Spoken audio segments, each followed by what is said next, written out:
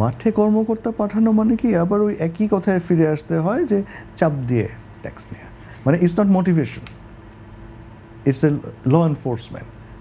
ওই জায়গাটাই কিন্তু আমি বলছি যে বাংলাদেশ কিন্তু এখন ওই ল এনফোর্সের মানে এনফোর্স করে ট্যাক্স কালেকশনের পর্যায়ে নেই।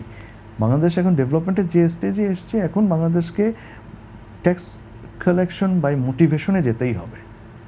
We are in that stage. আমরা যদি সেটা না চিন্তা করি তাহলে আমাদের এই সমস্যা থেকেই যাবে।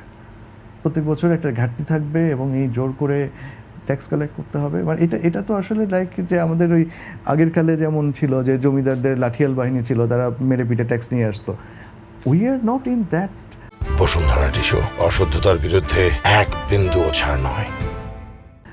Society anymore, we are in a much more developed society, social system.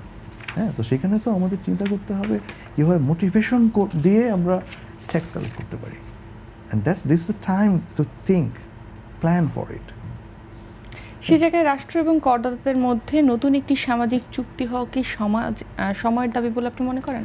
আমি মনে করি, এবং যেগুলো আমি বলছি যে বিভিন্ন সুবিধা আস্তে আস্তে নিয়ে আসা, এগুলোই হলো it's a kind of social contract with the tax pairs. হ্যাঁ, তুমি ট্যাক্স দিবা, আমি অ্যাজ এ সরকার তোমাকে আমি এই বেনিফিট দেবো।